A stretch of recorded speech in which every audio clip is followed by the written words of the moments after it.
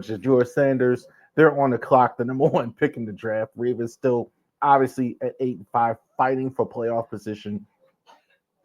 Not quite as good of a record as they had last year. Very, very strange last 4 weeks. Game obviously Sunday. This might be the last Sunday game of the whole season. Next week game is on Saturday against Pittsburgh. Then you're going to actually go to Texans, play a very, very, very rare Wednesday game in Houston, and then the last game you have after that, you have a Wednesday game, and then you're playing not until the next weekend of that. So you may have 11 days off in between these quick little games, spur of games 3. So interesting to see what happens here. All right, Ravens. Lamar Jackson, fantastic all year. 300, 3290 as far as passing yards, 99 rating on Madden, 29 TDs, 3 interceptions. Lamar's been terrific all season long. I think he's been carrying them. I definitely the offensive line has not played well. Obviously, a lot more talk for whatever reason this week. I think because of the bye of the offensive line. I think the line's been terrible all season. Like on the right side. Rosengarten has improved, I think, as the season has went on. He's a good run blocker. His pass blocking needs a lot of work. He really has had trouble with just more standard pass blocking. He can kind of do zone blocking and things like that, but he's gotten better. Falele's been a train wreck all season. I mean, there's no other way to slice that. Terrible. Um, I, I don't know why Harbaugh is being coached. John Harbaugh is being so stubborn, playing him over Ben Cleveland. It makes absolutely no sense to me. I don't understand it. McCary struggled more lately as well.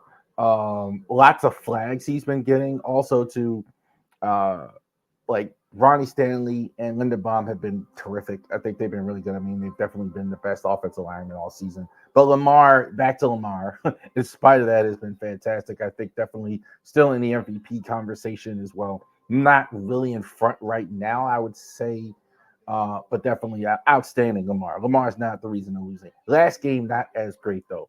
Derrick Henry, 240 as far as carries, 1407 as far as yards, 13 touchdowns for D. Henry. Henry cut his locks. I don't know why anybody cares about his hair. Who cares? He's still like I think this guy is the most dominant force at the running back position. He's still maybe not 2,000 yards. I mean, based on the last 2 games, I mean, he still has a shot at it for sure. But he's got like 4 games to get like 500 some yards. I definitely think he could do it. 13 touchdowns.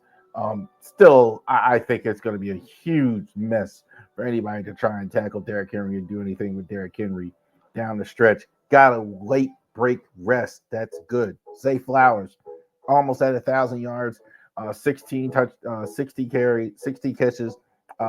863 yards. I think Flowers. I think there might not be anybody else in the league who has emerged from his first to the second year as much as Flowers.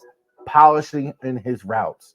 Definitely running away from guys. Now calling, so the video I saw on Twitter, calling for the football now, being more vocal. So that's all good. So he's growing up right before us. Zay Flowers, I think, has been terrific as well. Borderline Pro Bowl. I don't know if he makes Pro Bowl. A lot of good receivers. Kyle Hamilton has been fantastic on defense all year long. 88 tackles. The Swiss Army knife. I think he's only even gotten better with the change from Marcus Williams to Darius Washington there. So now I think he's given him more freedom. No deferring more to a vet. He's definitely, to me, definitely looks like the captain of things back there. A little less with Ladarius, I know, of the Swiss Army knife, a little bit more traditional safety, but I think been very good. Kyle Hamilton has worked out. Just found this out. Tommy DeVito. All right, pasta. He's definitely Italian, and he's definitely going to be the starting quarterback. Drew Lock, Daniel Jones no longer on the team. Drew Lock in a boot. So it's Tommy DeVito is going to start for the Giants in this as well. Giants have no quarterbacking offense all season long. All three guys have been awful. Daniel Jones, I think, better than I think the other two there. Drew Lock, I think, really bad. Tommy DeVito, I think, not you're not going to see a lot of downfield stuff. I know why they're playing him a lot of dink dunk at least with him as well. I do think you do have a decent enough back here, Tyrone Tracy. 125, 619, kind of took the starting job, took most of the carries at least from Devil Singleton, who's playing with them. He was supposed to be the replacement for Saquon Barkley. Decent enough. I think he's a solid back in between the tackles as well. There is hope with Malik Neighbors. I think Malik Neighbors is fantastic this year. Not definitely a number one receiver, not even developing or anything like that. Tremendous body control. Kind of reminds me when I see him of Larry Fitzgerald. The way that's not being too hyperbolic. Great body control, great hands, great catch radius. He's going to give the receiver, he's going to give the corner whoever's on him a lot of trouble. But absolutely, you double team neighbors on this team with the issues they're having.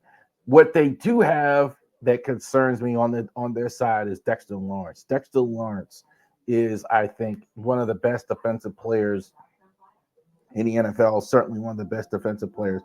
The Giants defensively aren't terrible. Dexter Lawrence is there. They just got Keon Thibodeau back. They got Brian Burns there as well. So they actually have some guys there on defense as well. So the problem has been you're not scoring any points. So that's why you can't actually sustain defense and why the defensive ranking is not as high as I think it would be as well. Bobby O'Kirk, I think, is questionable this week for them. Uh, Drew Phillips, etc., might be questionable. Deontay Banks, former Terp. So they have some guys on defense. I think they can give the Ravens some trouble defensively there. But I think this is the straw that stirs the drink right there. Dexter Lawrence rather is fantastic. X Factor. Stand up in front of your TV if you're going to game for Justin Tucker. Let's encourage him. Let's see if we can get him going. They're going to stick with him. I wouldn't have stick with him, but yeah, that I wouldn't stick with him. But I think they're going to go ahead and they're going to stick with they're going to stick with Justin Tucker. So he's missed more field goals. Say hi, True. They've missed more field goals. He's missed more field goals than anybody in the league. That's almost crazy to say about the GOAT, Justin Tucker, who probably holds the record, who absolutely holds the record for the longest field goal in NFL history. No longer the highest percentage, but they're going to need him. They're going to need Tucker to look like Tucker down the stretch. So good news of hearing him. He's working at it out there. Had a rainy day in Baltimore in practice. They practice inside. Justin Tucker's outside kicking word footballs. Love to hear that. Great work ethic from the GOAT. X Factor, Nate Wiggins.